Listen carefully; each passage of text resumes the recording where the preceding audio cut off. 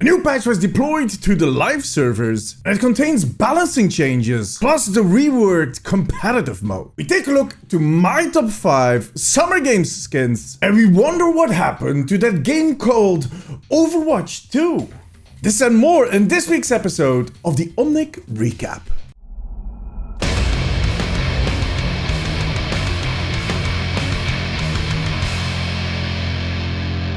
Welcome to the Omnic Recap. I am D from the Omnic Post, and this is what happened this week in Overwatch. This week the game was updated to patch 1.49.1. When that download bar started running, I got extremely excited. Because I was still hoping for a new challenge, a new map, something, just something to bridge us to the start of the summer games. We didn't end up getting anything spectacular. Well, except maybe for the download that took 40 minutes during my stream. Come on, Blizzard. So those changes we saw in the experimental card last week were moved to the live server. That includes the Brigitte nerf and the Diva buff. Check this video for details. And Brigitte nerf still seems to hurt a lot of people, but to be honest, I think she still gets picked pretty often. The next few weeks might show us if they overdid it or that these changes are here to stay. On Thursday, the new competitive season was kicked off. Season 23. 23 already. Damn. We're getting old, folks. We're getting old. And this season will be one to remember, because from now on we get a choice between role queue and open queue for competitive mode. In open queue, we basically see the return of the non-222 comps. So that's the old competitive mode. I did a poll asking the followers of the Omnic Post what they think they'll be playing in competitive, open queue or role queue. And well over 60% said that they would stick with role queue. But to be honest, I expect a lot of people will be doing their placements on both modes. Both modes?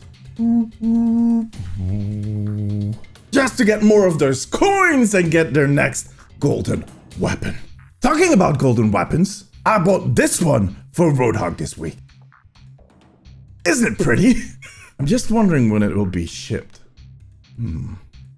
Besides the dual competitive mode, Blizzard also changed the way that placements work for the higher SR players. Those players in the higher ranks will see their SR after the placements capped to 3,900. Once they make it past those placements, they can slowly climb up to their normal level. This is Blizzard's new way of dealing with players that just sit on a high SR once they did their placements. In the past, they handled this by using SR decay, but that fell too negative. So this new approach should be better. I hope. If my prediction for the start of the summer games is correct, so if that event starts on July 14th, we might actually see the first skins being teased in the coming days. Or there might be one of those mystery leaks again. I'm pretty sure that usually is just Jeff drunk posting on Reddit. Reinhardt main 709, I'm on to you. I know who you are. Or Blizzard could just drop all of them when the event starts, which would make me sad. But till then, I wanted to do something new, and I want to share my top 5 summer game skins. Let's do this. Number 5. My number 5 is this oh my god, Reinhardt skin. That took me long enough, but that name. Now, I think this is, when it comes to the summer game skins, it's the only one from Reinhardt. And there are some really cool elements to this one. The fact that the armor looks really different from anything else he has makes it interesting. I'm just really wondering how he ties his shoelaces. The only thing that kind of bothers me about this whole skin is that helmet. It looks so small. It just shows us that Reinhardt has a big body with a really small head. But the best part of the Reinhardt skin is of course his weapon. Look at this. It's so shiny. He got the hero award. Which, I don't know. Is that like some specialty prize? But in combination with the golden weapon, this is definitely a must-have. Love it. Number 4. My number 4 is McCree live card. I think it's a typical thing for all these summer game skins that they take the hero and put him in a situation where we actually don't expect him to see. McCree going to the beach, he clearly cannot leave his gun at home. And the beach towel, everything, the slippers, it just makes it complete. I wouldn't be jumping in the water though with that arm. It might just shortcut. And the backpack, dude. What is up with the backpack? A little small. I don't even know what you're packing in there, to be honest. I just hope he uses sunscreen because he's starting to turn a little red here. And if you had a weapon like this, you would not leave it at home either. Look at this. The desert seagull. Beautiful. Number 3. On number 3, I have the Soldier Grillmaster skin. For obvious reasons. It's Dad having a barbecue. Look at this. His apron is full with herbs, the tongs, the spatula that needs some cleaning. Come on, dude. What is up with that apron in general? It looks so dirty. And the beers mounted in his shoulder piece. The Dad sunglasses. But the main reason everybody likes this skin is, of course, the white socks and the sandals. Don't do that, please. The weapon on the skin just makes it better. You have the assault rifle, which I think is very appropriate sometimes in our community. But then the whole grill feel to it, it looks amazing. And let's not forget about the diet beer healing can. Come on, Dad, this early in the day already?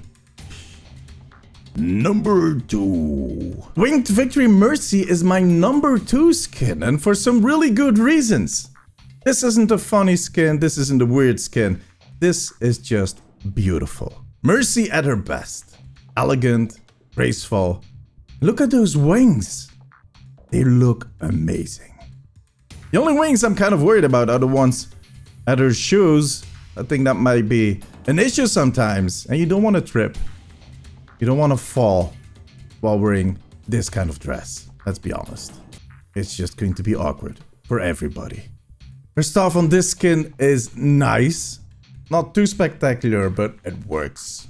It is based off the torch that is holding the Olympic flame, which is an important part of the theming. So it's appropriate, nice, beautiful, not too spectacular. And neither is her little weapon. When she goes Battle Mercy, this is the little tool she uses to blow off your head. Good luck. Number 1. I think we can all agree that this is the best summer skin ever made. The Torbjorn Surf and Splash skin has so many things to it that are just hilarious. I don't know where to start. It's the sunburned feet, the little flip-flops, the little swimming shorts, the whole backpack thing of beach tools, that little patch of sunscreen on his nose, the beach cap, the shells in his beard, the sunglasses, even the way they turn his mechanical arm in some kind of toy. His hammer is a squeaky toy. It just doesn't stop. And look at this weapon. It looks amazing. It's based on one of those water squirting guns, but I can tell you, it squirts lava. Lava. This squeaky hammer. 1,000 kilograms. Sure. Alright. If you say so. They really need to make this into an existing toy. And let's not forget about the turret. Again, it looks like it would be shooting water, but it doesn't.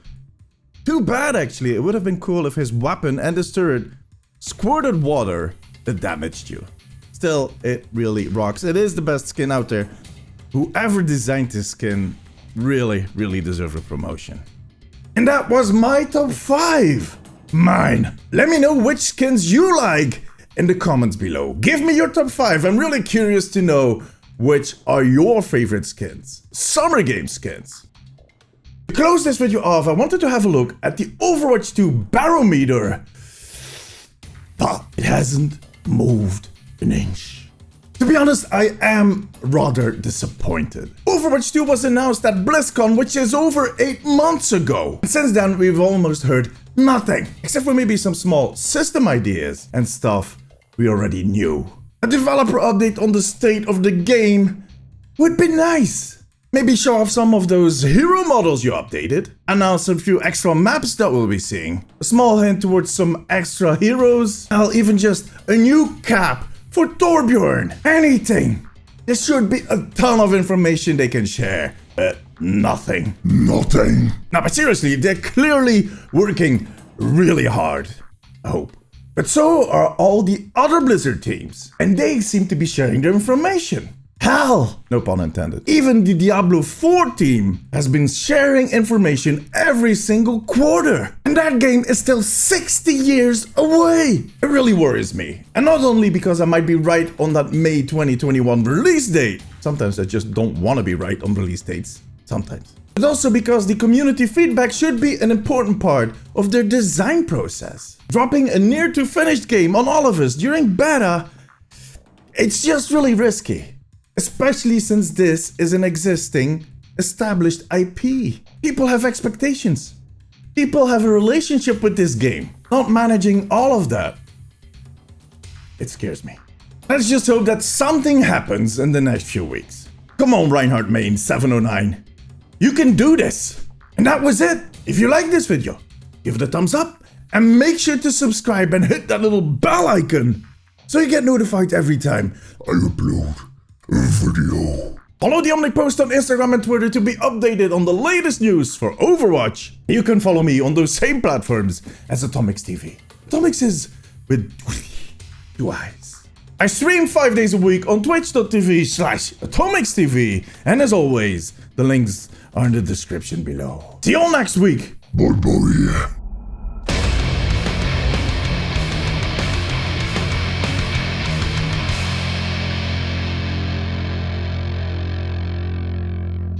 No more.